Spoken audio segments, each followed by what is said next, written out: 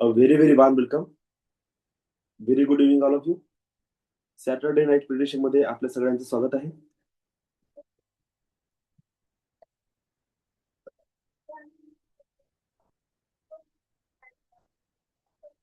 आज आपला क्लास फॉर्ग्युनेस या टॉपिकवर आहे. फॉर्ग्युनेस टुवर्ड्स इन लॉज. जवळपास याचे आपले 2 किंवा 3 पार्ट मध्ये हे फॉर्ग्युनेस चालेल. तर पहिला पार्ट, ज्या प्रकारे आपण आपल्या आई वडिलांच्या प्रती, आपले बहीण भाऊ, आपले पार्टनर, हजबंड वाईफ, मुलं, त्यानंतर जवळचे रिलेटिव्ह, अशा प्रकारे आपण जे फॉर्ग्युनेस आजपर्यंत केलं. आजचा आपला टॉपिक आहे सासू सासरे.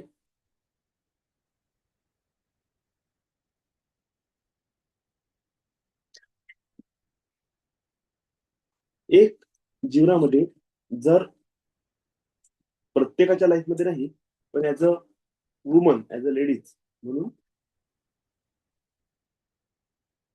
सासू सासरे हे एक अनादर जीवनाचा एक असा एक दुसरं पर्व म्हणा किंवा दुसरा भाग असा सुरू होते, जिथे आई बाबाच्या नंतर सेम त्यांच्याच सारखे, त्यांच्याच वयाचे, त्यांच्याच विचारसरणीचे म्हणा किंवा त्यांच्याच सारखे दुसरे 2 व्यक्ती आपल्या जीवनामध्ये येतात आणि लग्नानंतरची होल लाईफ, जितका वेळ आपण आपल्या लहानपणापासून आपल्या आई बाबांसोबत घालवला नसेल, त्याच्यापेक्षा जास्त वेळ आपल्याला आपल्या सासू सासऱ्यांसोबत स्पेंड करणे असते. आणि अप टू डेथ, त्यांच्या डेथ पर्यंत त्यांच्या सोबत राहणे असते. आता जेव्हा असा भाग आपल्या जीवनामध्ये उतरणं सुरू होते, खूप वेळा विचारसरणीचा प्रभाव म्हणा, काही कर्माचं काही असं रॉंग कॉम्बिनेशन म्हणा, की आपली त्या व्यक्तीची किंवा त्या मुलीची वैयक्तिक विचारसरणी म्हणा, कारण कोणतंही असू शकते, पण त्या प्रत्येक कारणामध्ये, त्या प्रत्येक कारणामुळे खूप कमी असे रिलेशन आहे सासू सासऱ्यांसोबत, की जे खूप फ्रुटफुल, हेल्पफुल, हॅप्पी, एन्जॉयमेंट वाला आहे. आनंद, मस्ती, उत्साह, प्रेम अशा भावनांनी युक्त आहे. मी आजपर्यंत जेवढं बघितलं, as a counsellor, as a consultant, माझ्याकडे जितकेही लेडीज आल्या, खास करून हा प्रॉब्लेम लेडीजनीच उचलला. जेंट्स लोक खूप कमी प्रमाणात त्याच्याबद्दल बोलतात, की अरे माझ्या सासू सासऱ्यांच्यामुळे याला पुन्हा त्रासून गेलो. हे खूप कमी बोलल्या जाते.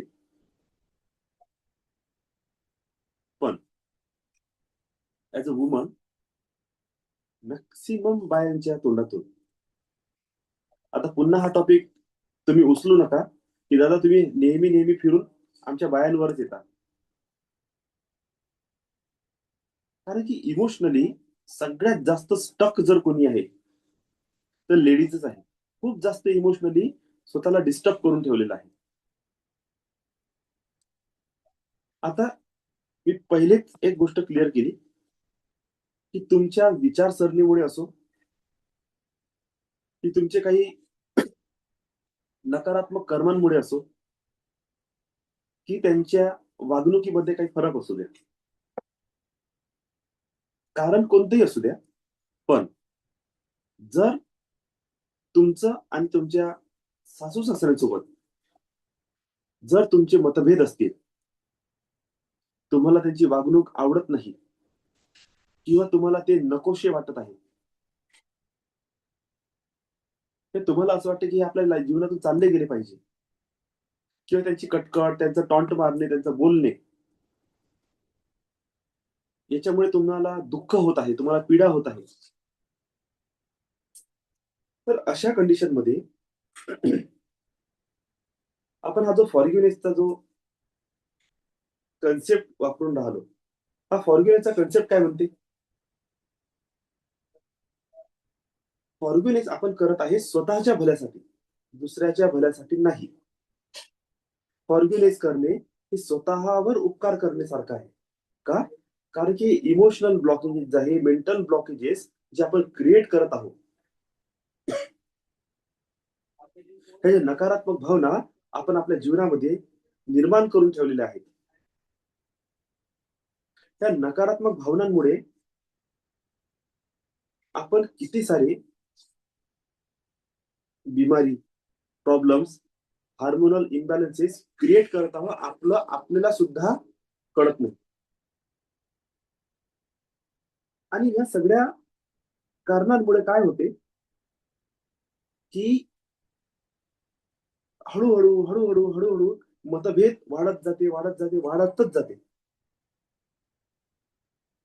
तुम्ही भलेही फिजिकली काही अब्यूज करत नसाल, काही शिव्या देत नसाल, काही तुम्ही अ, वाईट वागणूक देत नसाल, पण मनातून तुम्ही त्या व्यक्तीसाठी बिलकुल शुभचिंतन करत नाही.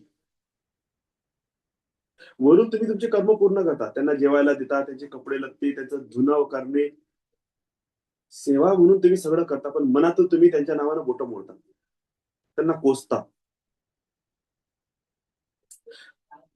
छोट्या-छोट्या गोष्टीसाठी जेव्हा ते तुम्हाला समजवण्याचा प्रयत्न करतात, ते तुम्हाला काहीतरी लाईफ लेसन्स देतात. ते सांगतात, की असं करा, असं करू नका. तेव्हा त्यांना जुन्या विचारसरणीचं म्हणून आपणच अशा प्रकारे टोकतो, की आपल्याला असं वाटतं, की काय हे व्यक्ती बाबा माझ्या मागे लागले. सगळ्यात मोठी इथे खेळ तर तुमच्या कर्माचा आहे.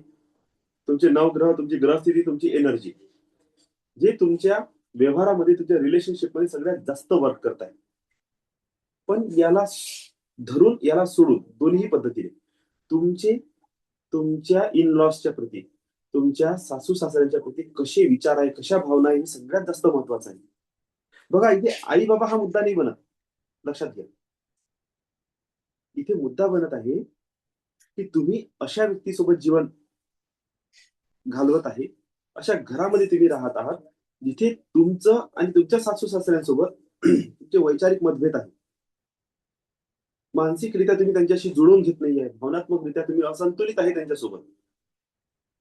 अशा कंडिशनमध्ये रेस्ट ऑफ युअर लाईफ त्यांच्या मरेपर्यंत 10 वर्ष, 20 वर्ष, जे काही टाइम त्यांचा उरलेला आहे, त्या 10 ते 20 वर्षात तुम्ही इतके ब्लॉकेजेस क्रिएट करून बसणार, की तुमची होल लाईफ टोटली मेस, पूर्ण डिस्टर्ब आणि वाया गेलेली राहील. हे होणेच आहे. हे 100% होणे आहे. याला तुम्ही काहीही अपवाद आहे नाही. तुम्ही याच्यातून बाहेर पडू शकत नाही.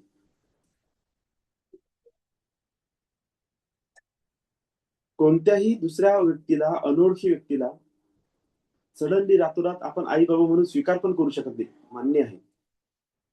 पण एक गोष्ट लक्षात घ्या, कर्म सिद्धांत जर तुम्ही समजून घेतला, लॉ ऑफ अट्रॅक्शन तुम्ही समजून घेतलं, तर ज्या व्यक्तीला जीवनामध्ये सफल व्हायचं आहे, ज्या व्यक्तीला जीवनाच्या ह्या कर्मबंधनातून मुक्त व्हायचं आहे, ज्यांना स्वतःच्या लाईफमध्ये काहीतरी चांगलं करून दाखवायचं आहे,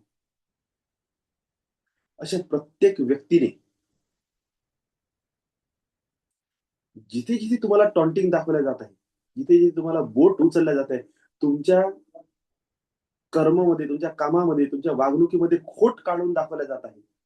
लक्षात घ्या, भलेही समोरचा व्यक्ती तुम्हाला चिडवण्यासाठी किंवा डिचवण्यासाठी करत असेल, पण एक रिॲलिटी ही आहे, की बोट त्याच्यावरच उचलल्या जाते, ज्याच्यामध्ये खरोखर काहीतरी खोट आहे.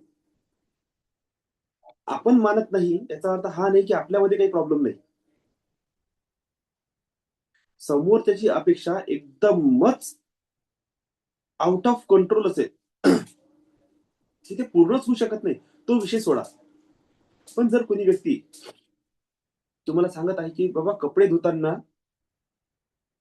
अशा प्रॉब्लेम असं हे राहिलं नाही पाहिजे, झाडू मारताना असा असा कचरा राहिला नाही पाहिजे, असं करताना असं नाही झालं पाहिजे, असं करताना असं नाही झालं पाहिजे. मला खरंच सांगा, या सगळ्या गोष्टी त्या इतक्या वाईट आहेत? माझ्या स्वतःच्या लाईफ प्रोग्रेससाठी, अपब्रिंगिंगसाठी, माझ्या जीवनातले जर चुकीच्या गोष्टी मला कोणी सांगितल्याच नाही, तर काय मी त्याच्यामध्ये सुधारणा करू शकतो? बिलकुल नाही. होऊच शकत नाही. म्हणजे कुठेतरी माझ्या जीवनामध्ये जर माझी अपब्रिंगिंग मला करायची आहे, मला प्रोग्रेस करायची आहे, तर माझ्या आतमध्ये असलेले जेवढेही खोट आहे, जेवढीही नकारात्मकता आहे, त्या सगळ्या नकारात्मकतेला मला काय करावं लागेल? रिलीज करावं लागेल आणि त्याच्या जागेवर सद्गुणांना डेव्हलप करावं लागेल. जेव्हाही समोरचा व्यक्ती तुमच्यामध्ये काहीतरी खोट काढताय, याचा अर्थ तुम्हाला नेचर, तुमचे देवता किंवा हे युनिव्हर्स सुधारण्याचा एक चान्स देत आहे. स्वतःची लाईफ अपग्रेड करण्याचा एक चान्स देत आहे. आणि हा चान्स ज्या स्त्रीने, ज्या पुरुषाने एक्सेप्ट केला आणि त्याच्यामध्ये लर्निंग घेतली, स्वतःला सुधरवलं, स्वतःला चेंज केलं, त्याच्या लाईफमध्ये ट्रिमेंडस ट्रान्सफॉर्मेशन सुरू होते. सासू-सासरे हे कोणी आपले वैरी नाही. पण लॉ ऑफ अट्रॅक्शनच्या नियमानुसार आपणच आपल्या मनामधून इतक्या नकारात्मक भावना किंवा लग्न अगोदरच, आताची जनरेशन तर लग्न अगोदरच इतके काय-काय नकारात्मकता मनामध्ये भरून घेऊन येतात, की सासू-सासरे म्हणजे त्यांच्यासाठी तर एकदम म्हणजे काटाच आहे. असं नाही व्हायला पाहिजे. कारण की आपण आपली मानसिकता, आपले इमोशन्स आपण अगोदरच इतके डिस्टर्ब आणि इम्बॅलन्स करून येतो, की ती ऊर्जा जेव्हा आपल्या शरीरातून प्रक्षेपित होते, कारण नसताना समोरची व्यक्ती आपल्यासोबत तशीच वागायला लागतात, जसं आपल्या आतमध्ये असते किंवा आपण इमॅजिनेशन करून ठेवलेलं असते. आणि कर्माचा काही भोग असेल, तर त्याला सपोर्ट मिळते. जितका जास्त सपोर्ट मिळते, तितकं प्रॉब्लेम आणखी वाढत जाते. पुन्हा लॉ ऑफ अट्रॅक्शन काय चालू आहे? जो तुमच्या मनामध्ये तुमच्या भावना आहे, तुमचे विचार आहे, जसं तुम्ही वागता, बोलता, तसंच तुम्ही कार्य करता. आता ही चैन दोघांपैकी एक जर मरेपर्यंत सुटणार नाही. एक तर सासू-सासऱ्यांनी मेलं पाहिजे, नाहीतर आपण तरी गेलं पाहिजे.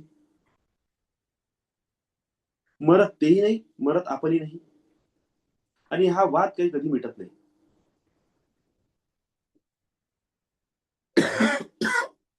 कोणीही आपलं कधीच वाईट चिंतन करत नाही. लक्षात घ्या, हे आपणच तयार केलेले ब्लॉकेजेस आहेत. मेंटल ब्लॉकेजेस आहेत, इमोशनल ब्लॉकेजेस आहेत, काही कर्माचे ब्लॉकेजेस आहेत, काही एनर्जी लेव्हलवरचे ब्लॉकेजेस आहेत, जे आपण स्वतः क्रिएट केले. आणि हे स्वतः केलेलं क्रिएशन काही दिवसानंतर आपण स्वतः जेव्हा भुगतो, आपल्याला असं वाटते की माझ्यावर अत्याचार होत आहे. मला सगळेजण घालून पाडूनच बोलतात. माझं काही कोणी शुभचिंतन करतच नाही. माझ्या चांगल्या गोष्टींना कोणी वाहवाही करतच नाही. हा मुद्दा आहेच नाही. सोन्याला सोनंच म्हटलं जाईल, पितळला पितळच म्हटलं जाईल. खूप कमी अशी फॅमिली असते किंवा कमी असे मूर्ख लोक असतात जगात, जे सोन्याला पितळ म्हणतात.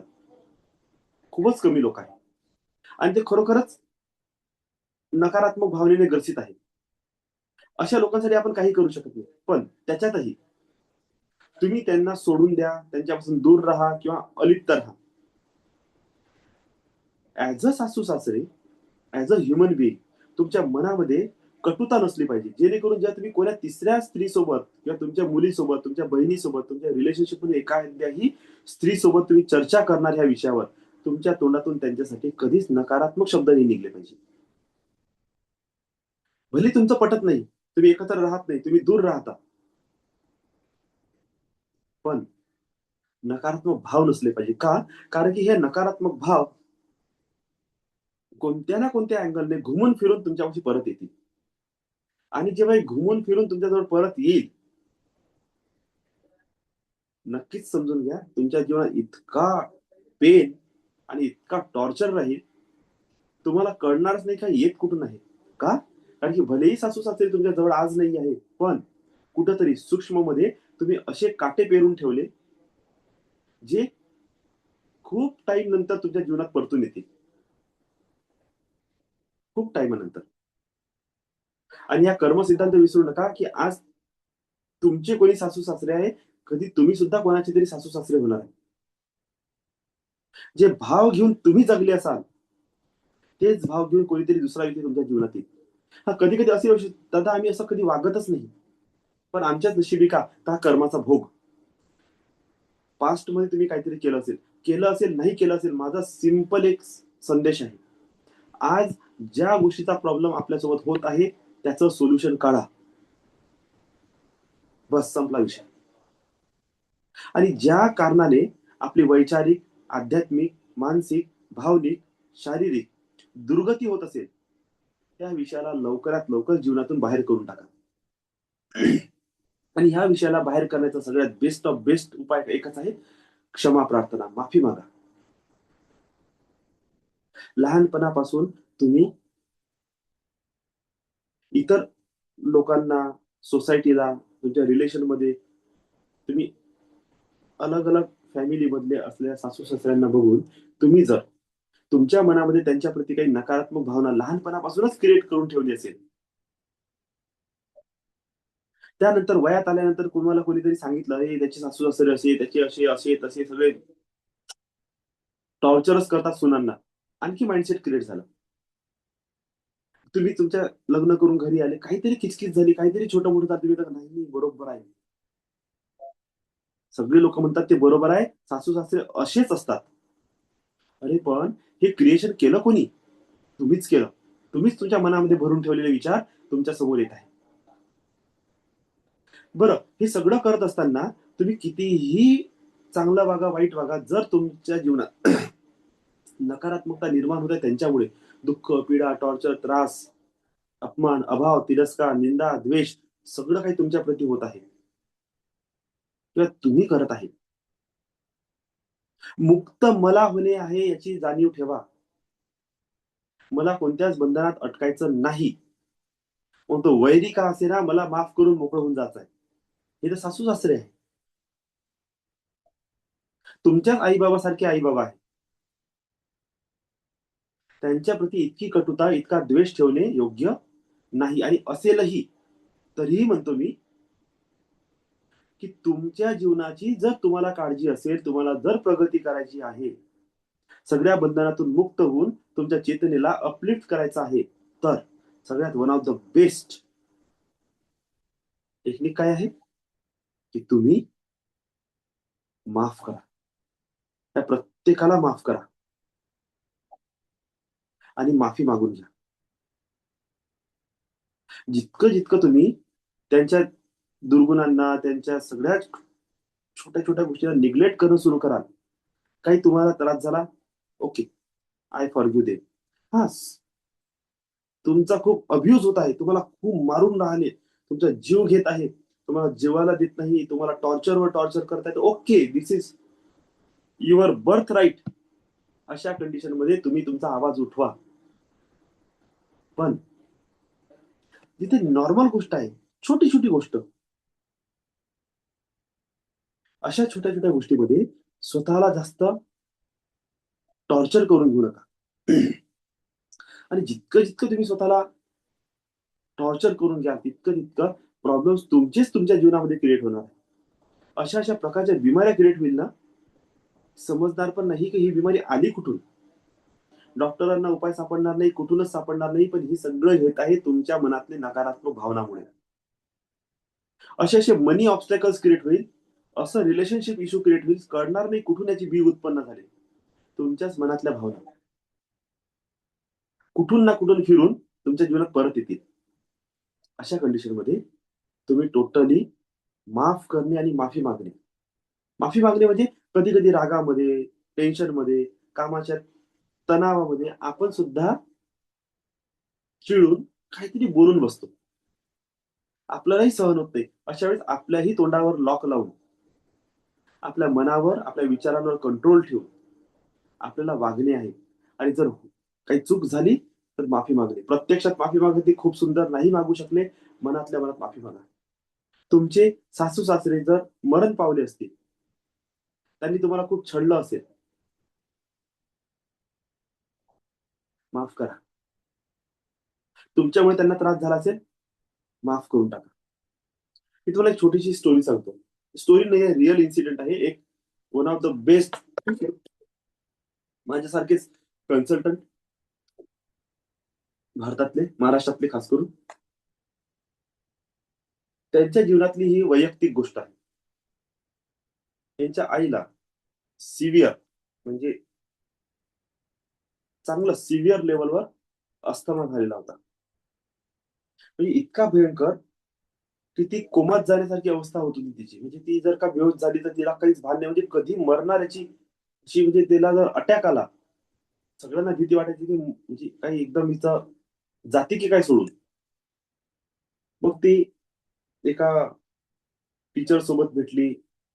त्यांनी EFT टॅपिंग, जे आपण असं करताय ना, टॅप करणे, ते शिकवलं. आणि त्यांनी काउन्सिलिंग केली. काउन्सिलिंगमध्ये त्यांना कळलं, की हा अस्थमा याचा ओरिजिनल नाही आहे. काहीतरी वैचारिक खूप काही डीपली हिने छातीमध्ये आपल्या हृदयात असं धरून ठेवलेलं आहे. ते धरून ठेवलेली जी गोष्ट आहे ना, ती रिलीज होऊ देत नाहीये. ती टॅपिंग करायची, टॅपिंग करत गेली, करत गेली. पण अस्थमा काही क्लिअर होत नव्हता. मग त्या ज्या व्यक्ती आहेत, त्याची मुलगी, ती सरांशी भेटली. त्यांनी पुन्हा चर्चा केली, की काय प्रॉब्लेम आहे? आई बरोबर सगळं प्रॅक्टिस करत आहे, पण नेमकं अस्थमा ठीक का नाही होत आहे? म्हणजे आई काहीतरी लपवत आहे याचा अर्थ. काहीतरी अशी गोष्ट आहे, जी आई रिलीज नाही होऊ देत आहे. आणि माझी जी स्टडी आहे ती खोटी राहू शकत नाही. तू एक काम कर, तू काउन्सिलिंग कर तुझ्या आईची आणि तिच्याशी गप्पा कर. बोलता, बोलता, बोलता, बोलता तिला डीपमध्ये घेऊन जा आणि बघ काय म्हणते. तर तिने तसंच केलं. घरी आली, आईसोबत बोलणं सुरू केलं. चर्चा केली, केली, केली, केली. तिचे सगळे जुने पुराणे प्रकरण कोरू बाहेर काढले. नंतर तिचं एक प्रकरण आलं, की माझी सासू माझ्यासोबत अशी-अशी वागली. आणि मग तिने म्हटलं, "अरे सोड ना आई. ज्या गोष्टीमुळे तुला त्रास होत आहे, ते तुला सोडायला पाहिजे." आई म्हणाली, "मेली तरी चालेल, पण 7 जन्मात मी तुझ्या आजीला 1% माफ करणार नाही. नाही म्हणजे नाही. आणि जर तुम्ही मला ह्या सिच्युएशन मधून बाहेर काढण्यासाठी जर मला मेडिटेशन करायला लावत आहे, मला हे टॅपिंग करायला लावत आहे, तर मला आजपासून हे सुद्धा करायचं नाही."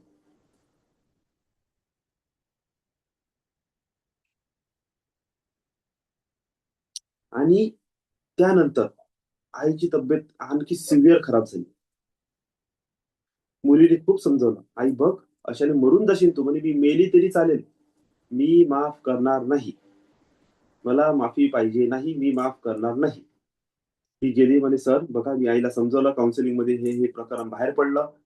त्याच्यानंतर तिची तब्येत आणखी खराब झाली. ती ॲडमिट आहे, पण ती ऐकायला काही नाही." म्हणे, "नो वे. दुसरा उपायच नाही. सर काय, मी काय करू शकतो?" "एक काम कर, तू सरोगेट टॅपिंग कर. आईच्या वतीने तू माफी माग आणि तू हे सगळे इमोशन रिलीज कर." त्यानंतर तिच्या मुलीने आईच्या वतीने टॅपिंग सुरू केली. करत, करत, करत आईचे इमोशन्स रिलीज होत गेले. आई डेथ बेडवर पडली होती. म्हणजे आईचा काही होश नव्हता. आई पडून होती. मरते की काय? आणि हळू मुलीने तिच्याच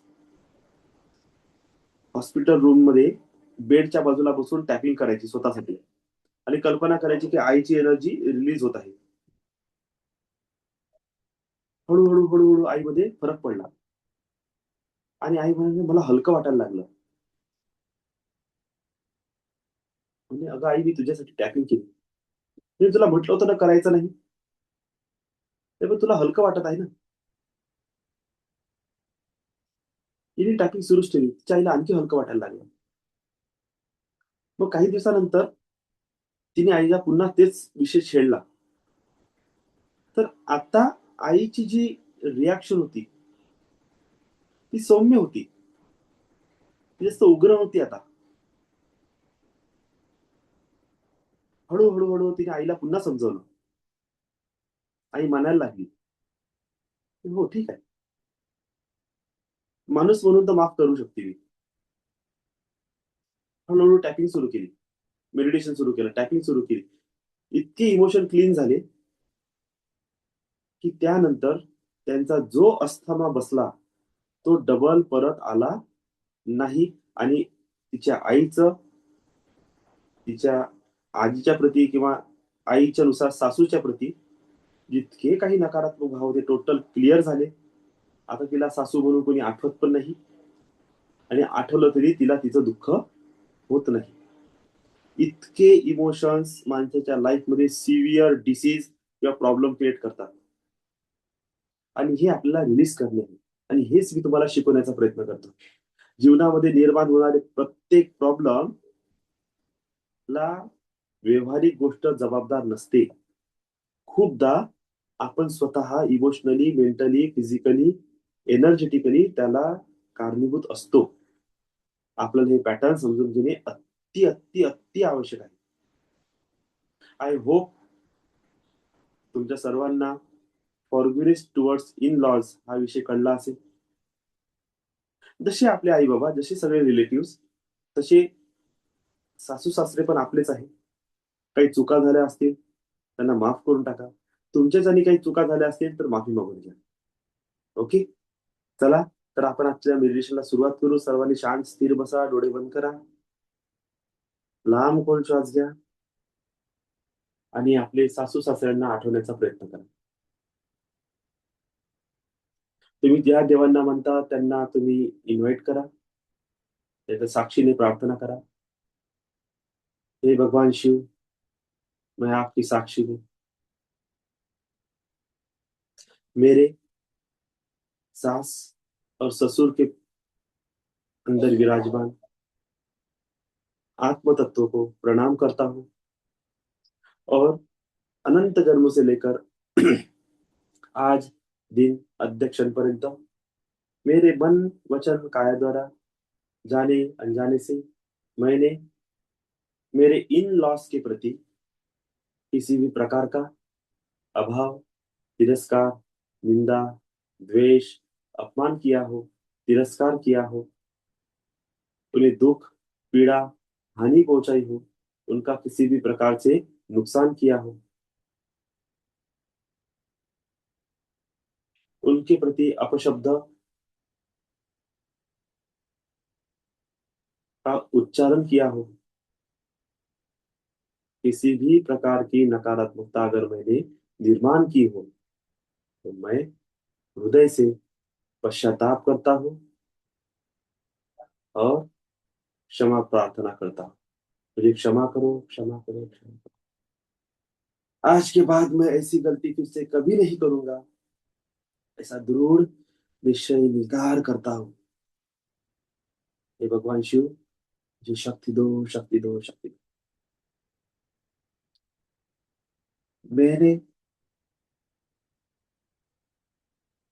अगर मेरे सास ससुर के द्वारा किसी भी प्रकार का दुख, पीड़ा, अपमान, द्वेष, निंदा, तिरस्कार, दुख, दर्द, पीड़ा, नुकसान उन्होंने मुझे दिया हो, किसी भी तरह की नकारात्मकता का मैंने अनुभव किया हो, मैं पूर्ण हृदय से अपने सास और ससुर को इस दोषों से मुक्त करती हूँ, मुक्त करता हूँ, और उन्हें क्षमा करता हूँ. हर एक दोषों के लिए मैं क्षमा करता हूँ, मैं क्षमा करता हूँ, और मैंने किए दोषों के लिए क्षमा प्रार्थना करता हूँ। हे भगवान शिव, हमें शक्ती दो, शक्ती दो, शक्ती दो. मी मेडिटेशनला सुरुवात करत आहे. आजचा टॉपिक आपला इन लॉज वर आहे. मेडिटेशन चालू असताना ते जनरल मेडिटेशन आहे. त्याच्यामध्ये तुम्ही तुमच्या प्रकारे तुम्हाला आज दिवसभरात तुम्ही जे काही तुमच्या हातून चुका घडल्या असतील त्याकरिता तुम्ही माफी मागू शकता. तुम्ही माफ करू शकता. पण आपला टॉपिक आज इन लॉज आहे. तर होल मेडिटेशन मध्ये तुम्ही प्रयत्न करा तुमच्या इन लॉज सोबत कनेक्ट करून फॉरगिवनेस प्रॅक्टिस करण्याचं. माफ करा, माफी मागून घ्या. रोज तुम्ही करता की नाही करत मला नाही माहित, पण कमीत कमी आज शनिवारच्या निमित्ताने ह्या टॉपिकवर फोकस करा आणि आपले energy, mental status, emotional status, physical स्टेटसला नकारात्मकतेमधून रिलीज करून त्याला अपग्रेड करा. जीवन तुमचं आहे. तुम्हाला आनंदाने जगायचं आहे. कसं जगायचं आहे हा निर्णय तुम्हाला घेणे. So lots of love and gratitude, lots of blessings all of you. खूप सुंदर प्रकारे मेडिटेशन करा. माफी मागा. टॉपिकवर अडीग राहा.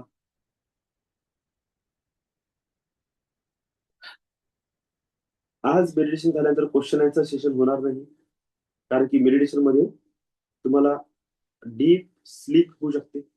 त्यामुळे बसल्या जागेवर तुम्ही झोपू पण शकता आणि झोपत झोपत सुद्धा तुम्ही पुढचं मेडिटेशन म्हणजे अर्ध मेडिटेशन फॉरगिवनेस आहे त्याच्यानंतरचं जे मेडिटेशन आहे आपलं ते तुम्ही झोपून सुद्धा करू शकता. तुम्ही डीप स्लीप मध्ये गेलेले असाल त्यामुळे मी कोणालाही डिस्टर्ब करणार नाही.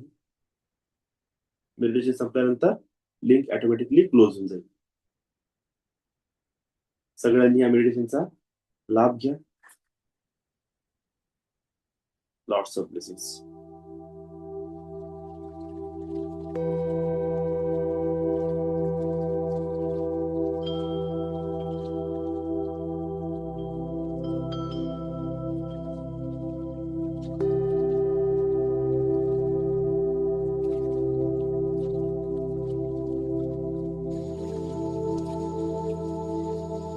लाइफ चेंजिंग मैनिफेस्टेशन में आप सभी का हार्दिक स्वागत है. आज रात्रिकालीन ध्यान कक्ष में हम अपना पहला चरण पूरा करेंगे. हमारा पहला चरण है स्वीकृति का अभ्यास. हमें हर उस चीज का, हर उस व्यक्ति का, हर परिस्थिति का स्वीकार करना है जो हमारे जीवन से जुड़ी हुई है. स्वीकृति करने से, एक्सेप्टेंस करने से हमें सहायता मिलती है हमारे जीवन को सही दिशा की ओर लेकर जाने के लिए, और इससे लाभ होता है हमें विचार करने की क्षमता प्रदान होती है, हमें दूरदृष्टि प्रदान होती है. जीवन में कई ऐसे अनसुलझे बातें होती है कि जो सिर्फ हमारे अस्वीकार करने की वजह से जीवन में बनी हुई है. जैसे ही हम स्वीकार करना शुरू कर देते हैं हमें उन घटनाओं से, परिस्थितियों से, व्यक्तियों से आगे बढ़ने के लिए मार्ग मिलना शुरू हो जाता है. तो आइए आज हमारा रात्रिकालीन ध्यान कक्ष का पहले चरण को शुरू करते हैं. रात्रिकालीन ध्यान साधना का प्रथम चरण स्वीकृति की भावना. शांत शिथिल होकर बैठिए. पीठ सीधी, शरीर रिलैक्स। लंबी गहरी श्वास लीजिए। लंबी गहरी श्वास लीजिए। लंबी गहरी श्वास लीजिए और मन ही मन बोले, मैं अपने आप को पूर्ण रूप से स्वीकार करता हूँ। मैं अपने देह को जैसा है वैसा स्वीकार करता हूँ।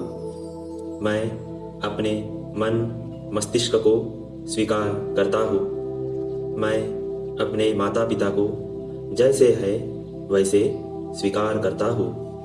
मैं अपने भाई बहन को जैसे है वैसे स्वीकार करता हूँ।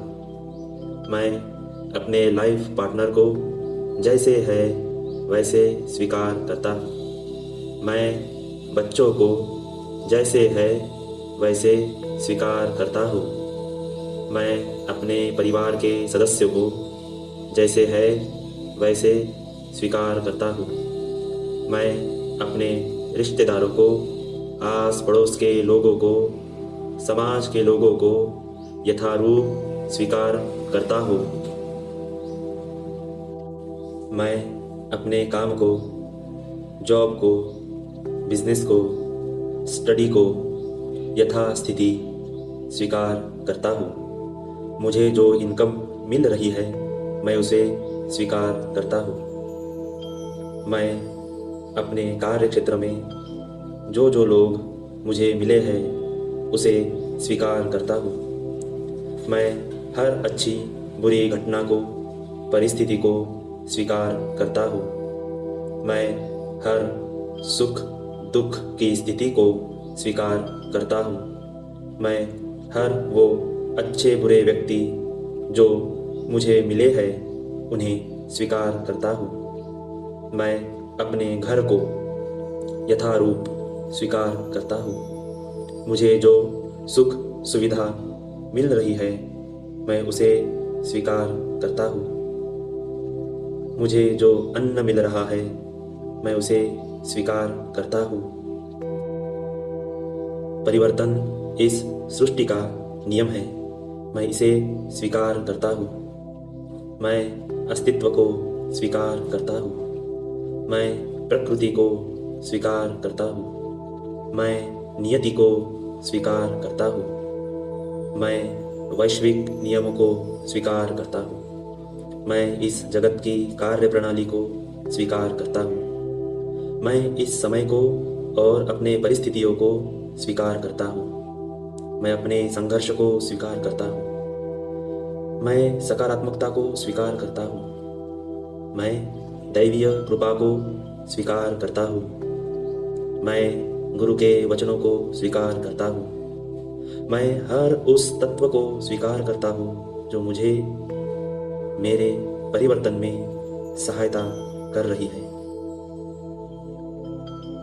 मैं हर उस तत्व को स्वीकार करता हूँ जो मुझे मेरे परिवर्तन में सहायता कर रही है। धन्यवाद, धन्यवाद, धन्यवाद।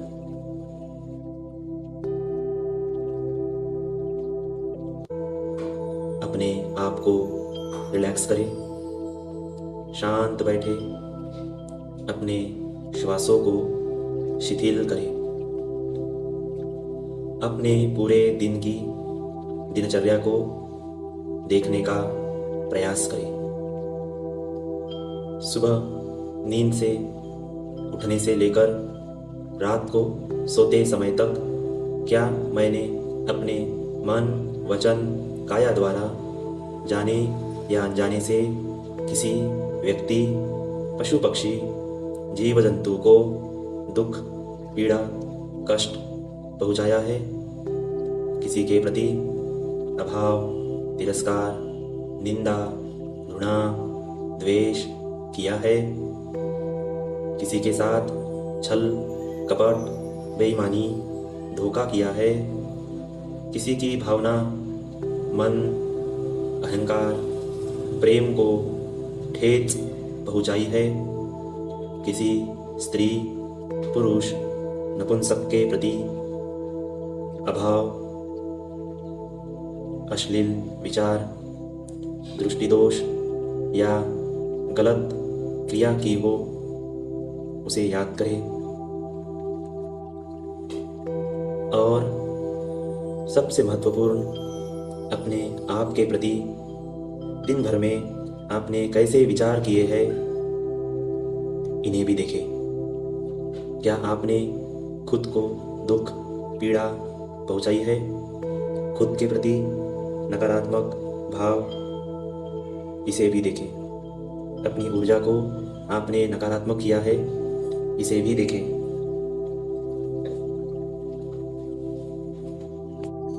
अपनी परिस्थिति, नौकरी, व्यवसाय को नकारात्मक भाव दिए हैं। अपने घर, शहर को, देश को नकारात्मक भावनाएं प्रदान की है। इन सब को देखिए। अगर आपने आज एक भी नकारात्मक कर्म नहीं किया है तो पिछले दिनों को देखिए। अपने बचपन तक देखते जाइए कि कभी कोई गलती आपने की है क्या। हर दिन एक गलती, एक दोष, एक नकारात्मकता को देखेंगे।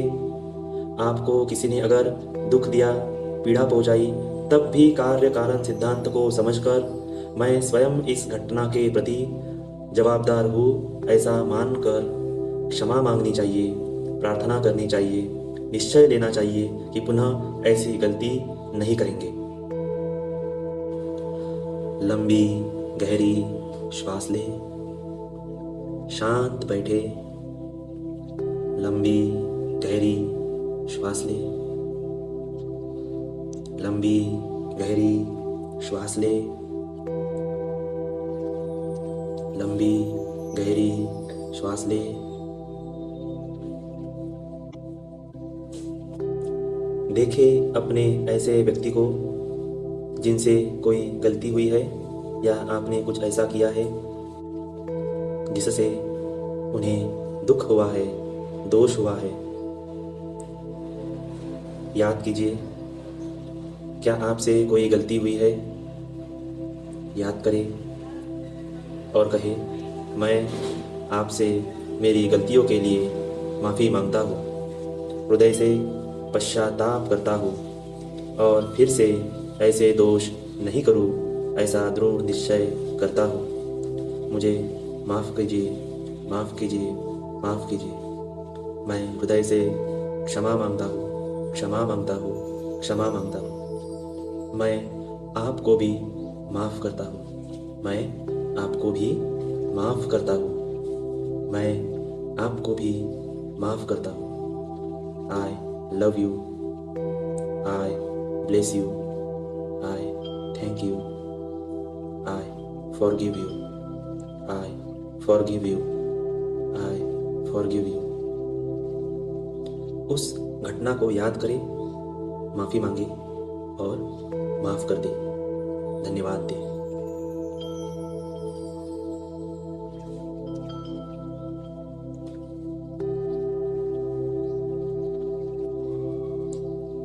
फिर से इस प्रक्रिया को दोहराए। लंबी गहरी श्वास ले, लंबी गहरी श्वास ले। अपनी नकारात्मक भावनाओं को छोड़ दीजिए। लंबी गहरी श्वास ले, अपनी नकारात्मक भावनाओं को छोड़ दें। उन परिस्थितियों को याद करें, उन स्थितियों को याद करें और कहाँ पे दोष हुआ है, कहाँ पे गलती हुई है, उसे देखिए। उस परिस्थिति को समझने का प्रयास करें और क्षमा मांगे।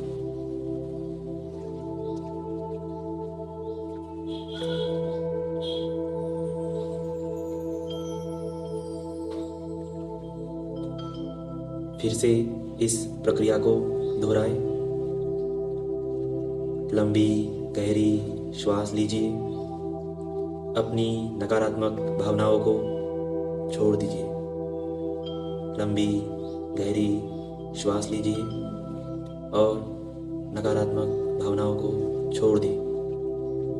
याद करें ऐसे व्यक्ति को, ऐसी परिस्थितियों को जिन स्थितियों में आपसे कुछ गलतियां हो गई है, जिसकी वजह से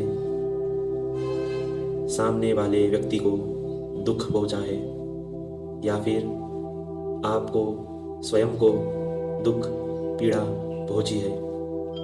दोनों ही परिस्थितियों में आप अपने घटना को, आपके द्वारा किए गए कर्म को स्वीकार करेंगे। उसके लिए क्षमा मांगेंगे, माफ़ी मांगेंगे और फिर से ऐसी गलती नहीं करेंगे, ऐसा निश्चय करेंगे और उस परिस्थिति को, उस व्यक्ति को, उस घटना को आप माफ़ कर देंगे।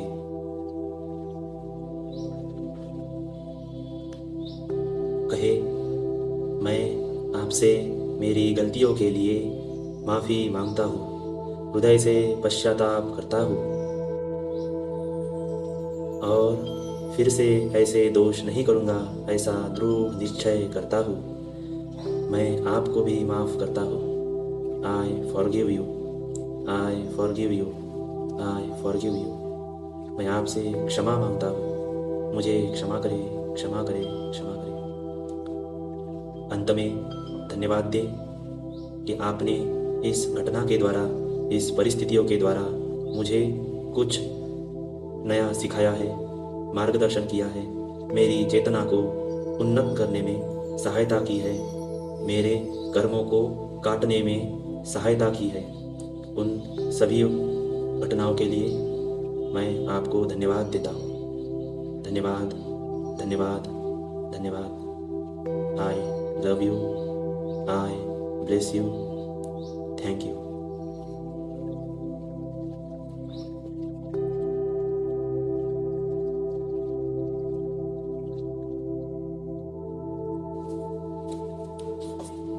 सभी लोग थोड़ा सा रिलैक्स करें, अपने मन में जागृत हुई भावनाओं को, इच्छाओं को, विचारों को शांत करें, उन्हें त्याग दीजिए।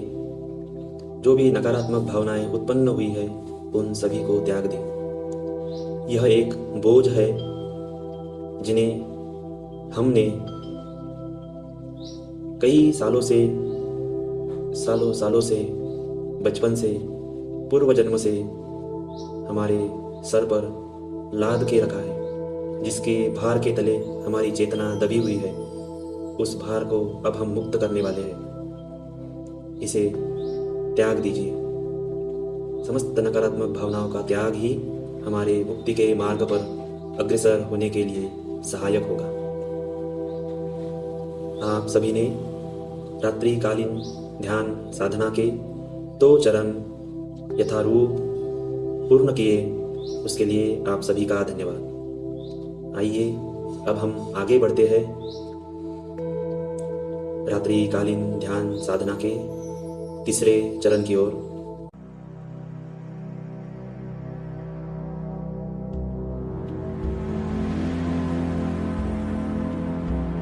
नमस्कार दोस्तों, आज के ध्यान का शीर्षक है सूक्ष्म शरीर यान, यानी कि एस्ट्रल ट्रैवल। अक्सर हम अपने स्थूल शरीर यानी कि फिजिकल बॉडी को अपना असली स्वरूप मान लेते हैं। हम यह भूल जाते हैं कि इस फिजिकल बॉडी से ज्यादा चेतनावान है हमारा सूक्ष्म शरीर, जिसे हम एस्ट्रल बॉडी कहते हैं। जब हमारा स्थूल शरीर और मन शांत होता है तो हमारा सूक्ष्म शरीर सक्रिय होने लगता है और इस अवस्था में वो फिजिकल शरीर से बाहर निकलकर भिन्न भिन्न अनुभव लेने लगता है, जैसे कि अलग अलग डायमेंशंस में जाकर उनका ज्ञान एकत्रित करना, भिन्न भिन्न यूनिवर्सेस में जाना और अपने लिए डिवाइन बीइंग से मार्गदर्शन लेना, अपने लिए हीलिंग लेना इत्यादि। इस पूरे अनुभव को हम सूक्ष्म शरीर यान कहते हैं। हम सब एस्ट्रल ट्रैवल करते रहे हैं, एक बार नहीं, अनगिनत बार। निद्रा के समय जो हमें स्वप्न आते हैं वो और कुछ नहीं, एस्ट्रल ट्रैवल का अनुभव होते हैं। जब हमारा सूक्ष्म शरीर एस्ट्रल ट्रैवल कर रहा होता है तो उसे फिजिकल शरीर से जोड़ने का काम करती है सिल्वर कॉर्ड, जो एक डोर के समान होती है। जब एस्ट्रल बॉडी पूरा अनुभव ले लेती है तो यही कॉर्ड उसे फिर से फिजिकल बॉडी में खींच लेती है। यह कॉर्ड पूरी तरह से सुरक्षित रहती है और कभी भी टूटती नहीं है। केवल तब क्षीण होती है जब हमारी प्राकृतिक समय पर मृत्यु होती है। तो दोस्तों, चलिए आज इस ध्यान के माध्यम से हम अपने लिए एक सुरक्षित सूक्ष्म शरीर यान का अनुभव लेते हैं। हालांकि इस ध्यान को आप बैठकर भी कर सकते हैं, पर इसे लेटकर करना उचित होगा। तो तैयार हो जाइए, एक सुखद जगह पर लेट जाइए, सुखद आसन पर लेट जाइए। अपने हाथों और शरीर को, टांगों को रिलैक्स, ढीला छोड़ दीजिए और अपनी आंखें बंद कर लीजिए।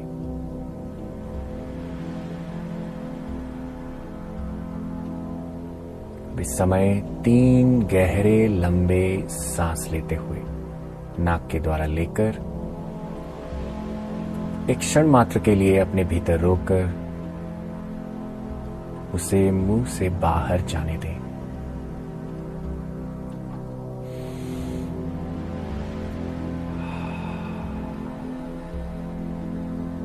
एक बार फिर से एक गहरी लंबी सांस लेकर एक क्षण मात्र के लिए अपने भीतर रोककर उसे मुंह से बाहर जाने दें। अब अपना सारा ध्यान अपनी प्राकृतिक सांसों की ओर लेकर आए।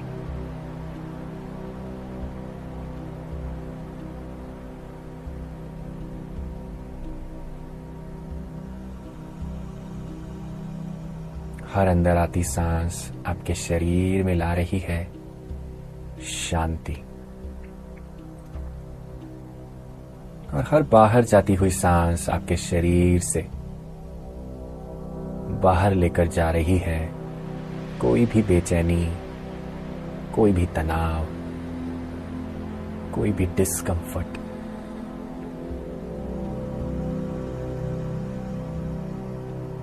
एक शांति के अनुभव में प्रवेश करने की खुद को अनुमति दे रहे हैं आप।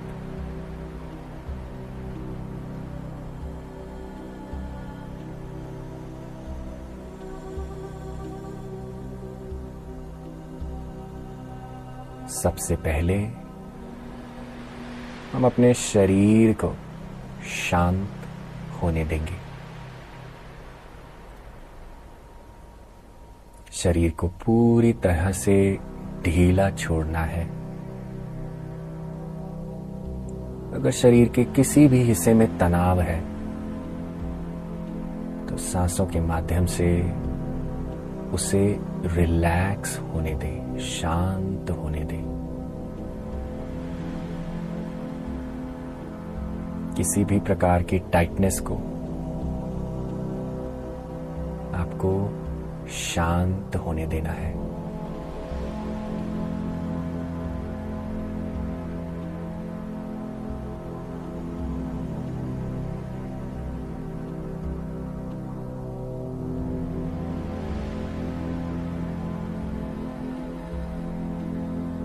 अब इस समय महसूस करें कि आपके सर के ऊपर प्रकाश की एक बहुत बड़ी गेंद है। यह प्रकाश किसी भी रंग का हो सकता है, पर यह प्रकाश आपको शांति और स्वस्थता, सुरक्षा देने वाला है। महसूस करें कि इस गेंद में से निकल रहा प्रकाश ब्रह्मरंध्र के माध्यम से सबसे पहले आपके सर में प्रवेश कर रहा है।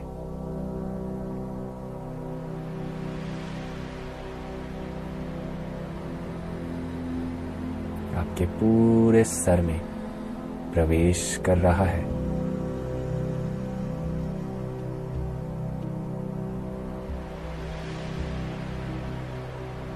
धीरे धीरे यह प्रकाश नीचे की ओर आपके चेहरे में फैल रहा है।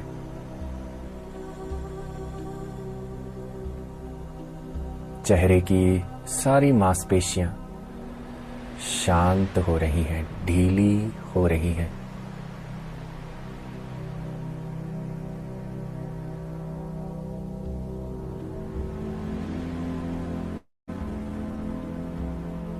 धीरे धीरे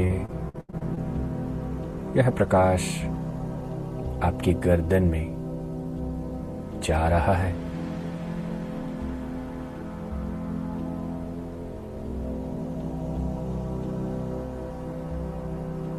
नीचे की ओर फैलता हुआ आपके कंधों, बाजुओं और हाथों की उंगलियों में, नाखूनों में प्रवेश कर रहा है।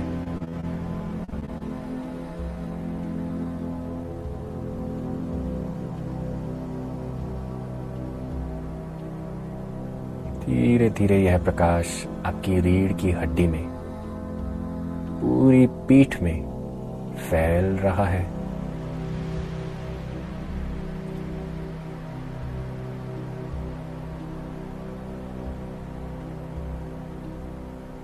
छाती में जा रहा है यह प्रकाश।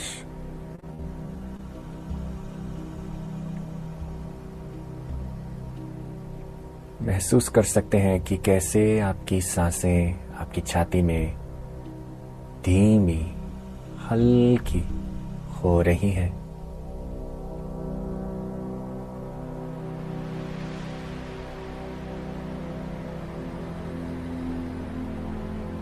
धीरे धीरे यह प्रकाश आपके पेट में प्रवेश कर रहा है। पेट के भीतर के सभी अंग शांत हो रहे हैं, मानो इस प्रकाश से भरते ही जा रहे हैं।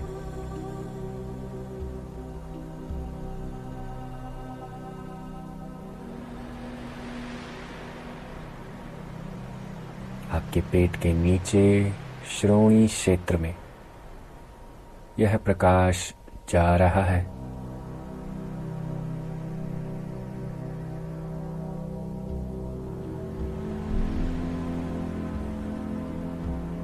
नीचे की ओर जांघों में और घुटनों में जा रहा है।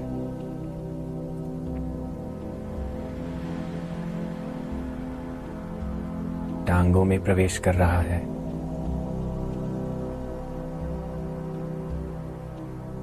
पांव में,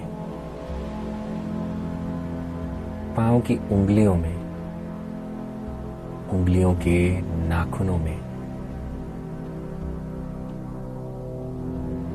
पांव के तले में, एड़ी में जा रहा है।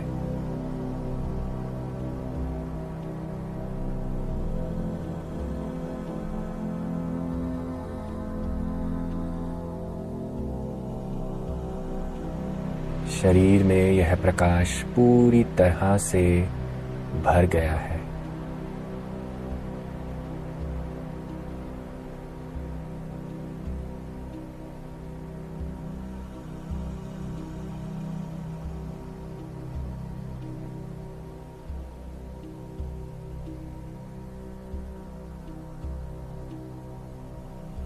इस समय यह प्रकाश बाहर से भी आपको अपने भीतर समाये हुए है। ऐसा प्रतीत होता है कि आपने प्रकाश की एक चादर ओढ़ रखी है।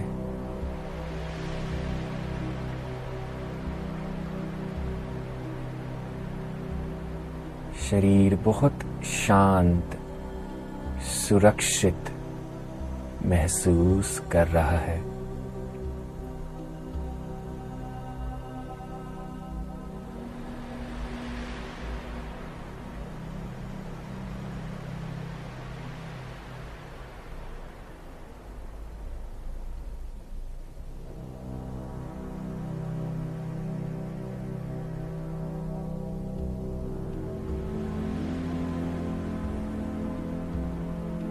इस शांति की अवस्था में शरीर पूरी तरह से थम गया है, स्टिल हो गया है।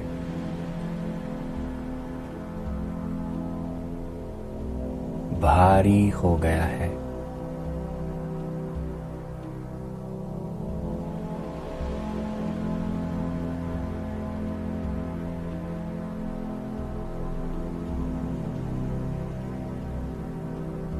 शरीर के शांत होते होते मन में विचारों की गतिविधि भी हल्की हो रही है।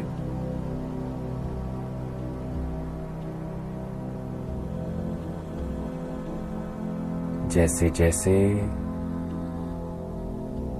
आपका मन शांत हो रहा है और शरीर शांत हो गया है, वैसे वैसे आप एक गहरी लंबी शांति में गहरा उतरते जा रहे हैं।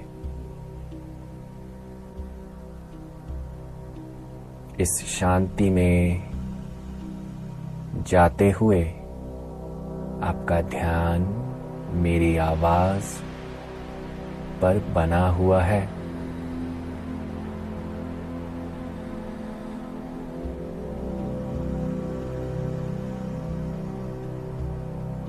जिस प्रकार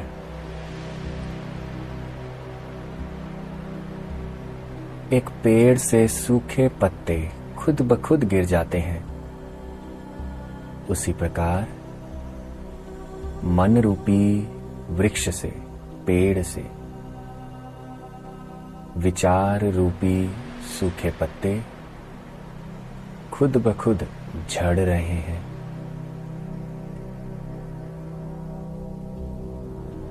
मन शांत हो रहा है पर जगा हुआ है। एक शांति, गहरी शांति का अनुभव कर रहा है। विचार थमते ही जा रहे हैं, शून्य हो रहे हैं।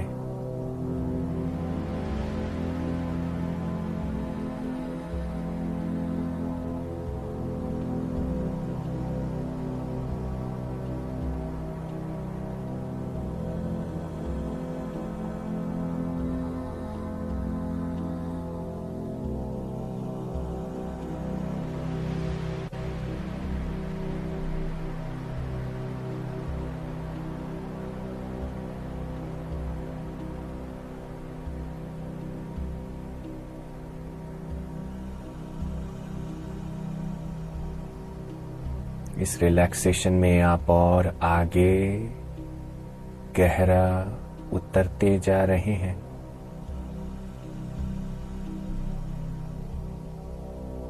शरीर, मन पूरी तरह से शांत हो गया है और मेरी आवाज पर पूरी तरह से जुड़ा हुआ है।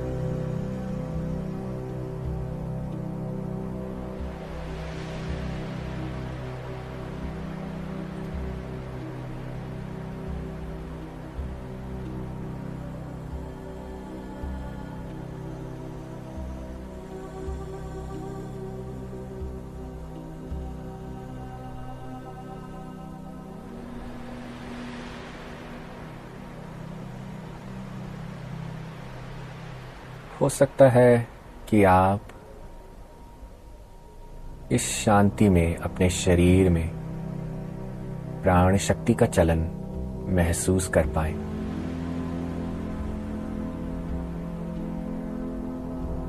शरीर में जो उठ रही वाइब्रेशंस हैं उसे महसूस कर पाएं।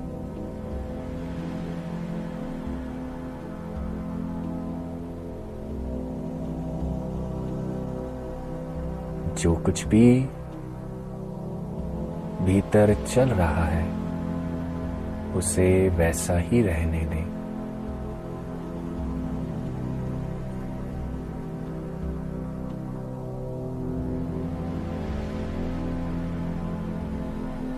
एक निद्रा जैसी अवस्था में जा रहे हैं आप। और इस अवस्था में आपका ध्यान मेरी आवाज के साथ पूरी तरह से जुड़ा हुआ है।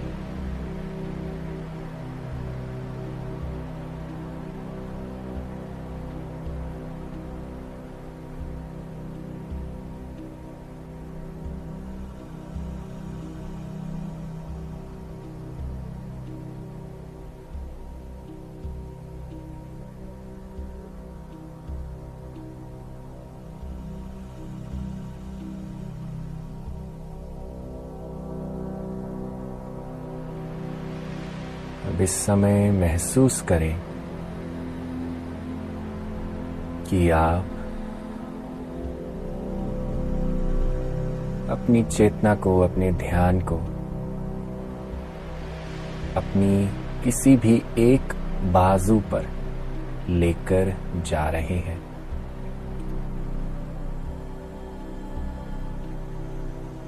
इस बाजू के किसी भी हाथ पर।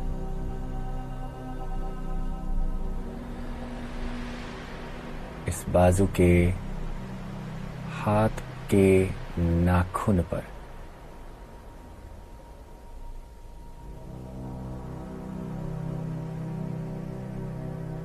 महसूस करें कि आप अपने सूक्ष्म नाखून को उठा रहे हैं। स्थूल नाखून वहीं उसी अवस्था में स्थिर, शांत पड़ा हुआ है।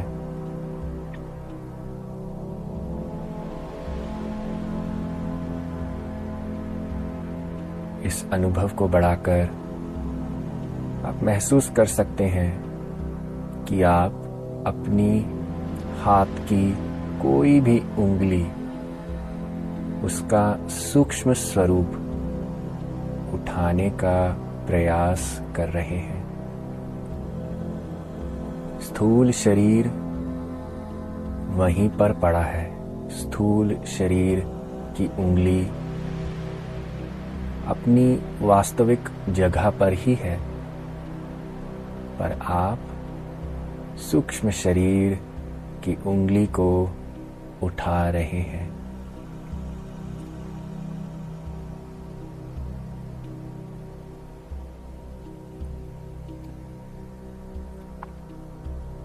अपने अनुभव के साथ बने रहें। धीरे धीरे महसूस करें कि बाकी सब उंगलियां भी आप अपने सूक्ष्म शरीर में उठा रहे हैं, जबकि स्थूल शरीर वहीं शांत पत्थर के समान नीचे पड़ा हुआ है।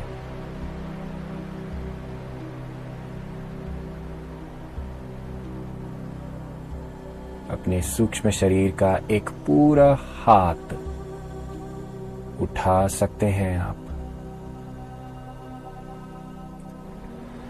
जैसे जैसे सूक्ष्म शरीर का हाथ स्थूल शरीर के हाथ से भिन्न हो रहा है, वैसे वैसे और भी अंग सूक्ष्म शरीर में सक्रिय हो रहे हैं। हाथ से बाजू सूक्ष्म शरीर में सक्रिय हो रही है।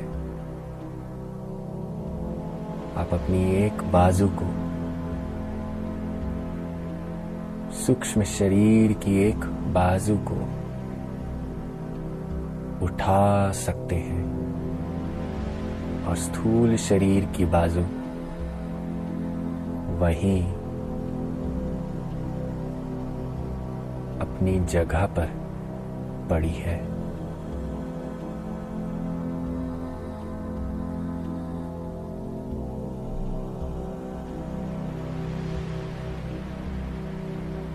धीरे धीरे यही अनुभव अपने दूसरे बाजू में भी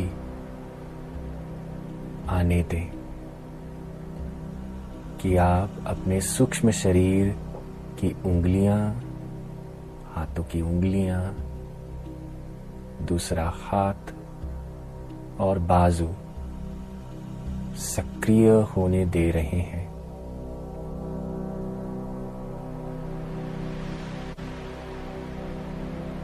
स्थूल शरीर से जुड़ी हुई दोनों बाजुएं अपने वास्तविक स्थान पर ही हैं।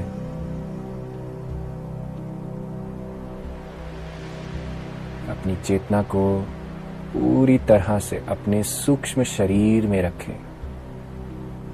पूरी तरह से इस सूक्ष्म शरीर के दोनों हाथ और बाजू फ्री हैं। आप इनको छोटा, लंबा, किसी भी दिशा में स्ट्रेच कर सकते हैं। महसूस करें कि आप अपने हाथों को, बाजुओं को खींचकर दीवारों को महसूस कर रहे हैं।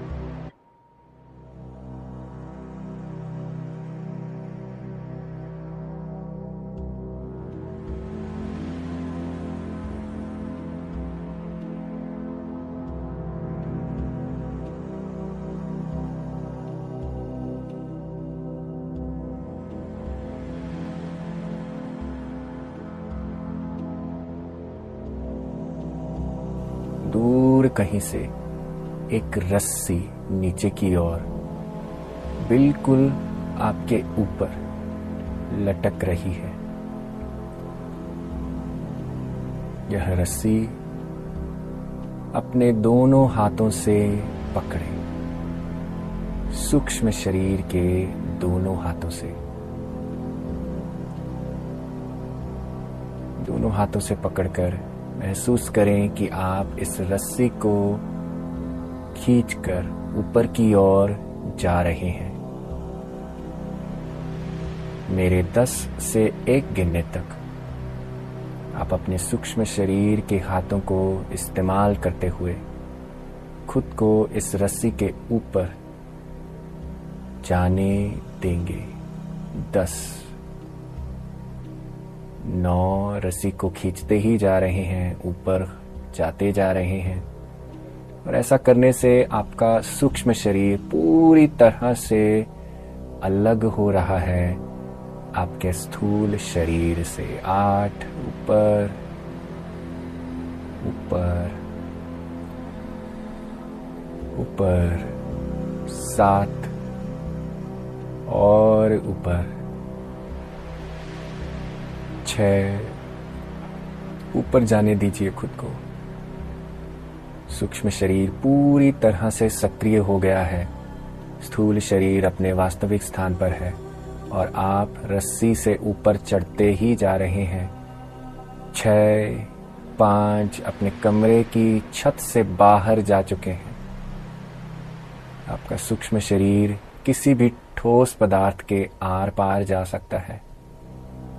4, ऊपर की ओर जा रहे हैं। ऊपर ऊपर अपनी चेतना को पूरी तरह से अपने सूक्ष्म शरीर में रखें। सूक्ष्म शरीर के साथ आगे चलते जाएं। ऊपर की ओर जा रहे हैं।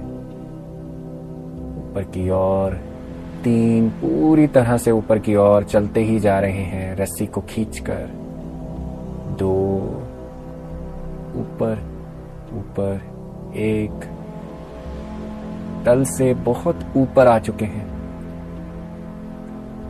ऊपर चलते जाइए, ऊपर की ओर जाते जाइए। आपके आसपास का वातावरण बदल रहा है। भूतल से आप बहुत ऊपर जा चुके हैं,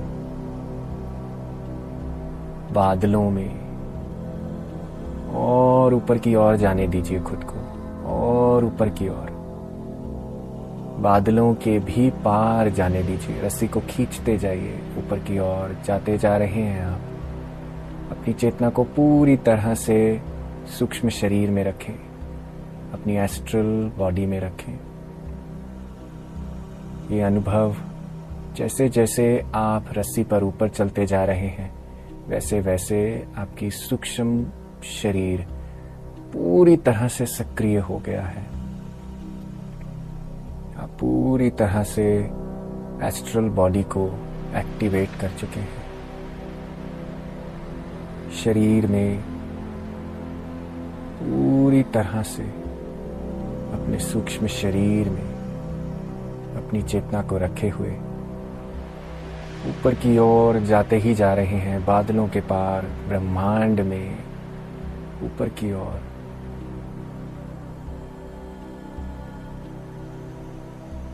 इस यान को करते हुए खुद को अनुमति दीजिए कि मैं अपने उच्च स्वरूप या एक दिवंगत आत्मा से मिलना चाहता हूं।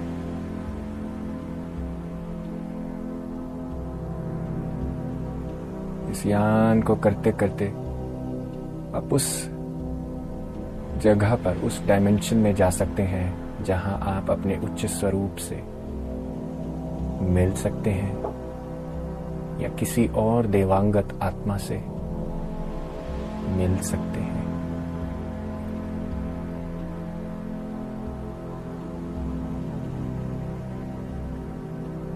या आप इस समय कुछ और भी करना चाहें, वो भी कर सकते हैं, क्योंकि आप अपने सूक्ष्म शरीर में पूरी तरह से मुक्त हैं। समय में कहीं भी जा सकते हैं। अपने अनुभव पर पूरा भरोसा रखें। इस समय मैं आपको कुछ क्षण देता हूं अपने सूक्ष्म यान को खुद अनुभव करने के लिए।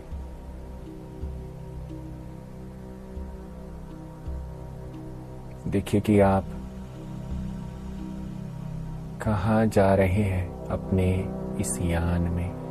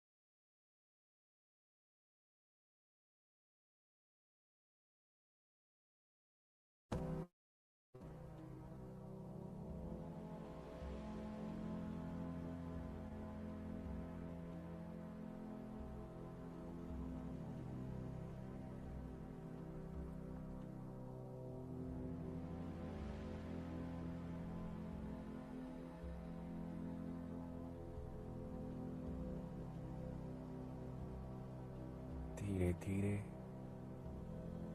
हम अपने सूक्ष्म शरीर को वापस ला रहे हैं अपने स्थूल शरीर में।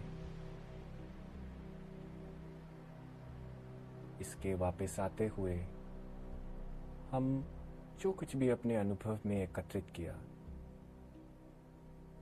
जो हमारे कल्याण के लिए हमें आगे सहायता कर सकता है, हम उसे अपने साथ लेकर आते हैं।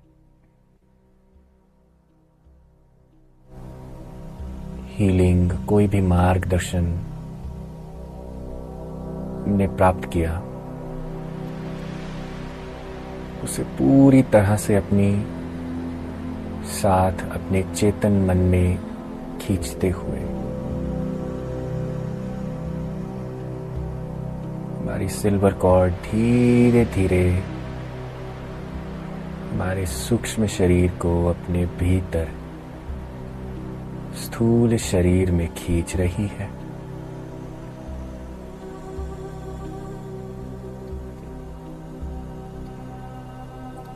पूरी तरह से हम अपने शरीर में अपनी चेतना को ला रहे हैं।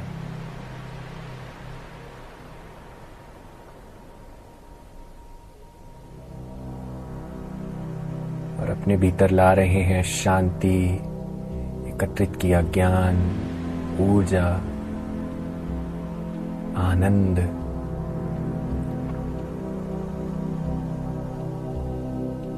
और अपने सही स्वरूप का ज्ञान अपने भीतर। मेरे 5 से 1 गिनने तक खुद को पूरी तरह से हम अपने स्थूल शरीर के साथ ले आएंगे। 5, 4, अपने हाथों और पांवों को, उंगलियों को पूरी तरह से हिलाएंगे। सूक्ष्म शरीर, स्थूल शरीर एक हो गया है। 3, अपने हाथों पांवों की उंगलियों को हिलाएं, अपनी बॉडी को स्ट्रेच करें। 2, एक गहरी सांस लें, फील द लाइटनेस, हल्का महसूस करते हुए। 1, धीरे धीरे अपने हाथों की हथेलियों के मध्य को अपनी आंखों पर रखें, हल्के हल्के, और धीरे धीरे अपनी आंखें खोलें जब भी आप तैयार हों। अपना समय लें।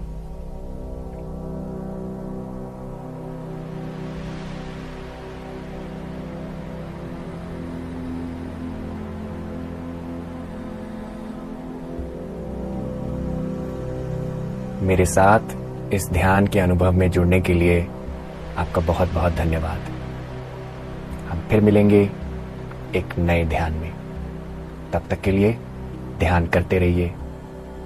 धन्यवाद। धन्यवाद, धन्यवाद, धन्यवाद। यूनिवर्स को धन्यवाद कहेंगे। हमें जो कुछ भी मिला है, हर एक चीज के लिए, हर एक वस्तु के लिए, हर एक अनुभव के लिए आप धन्यवाद करेंगे। और आज का यह सेशन यहीं पे समाप्त होता है। Thank you, thank you, thank you. God bless you.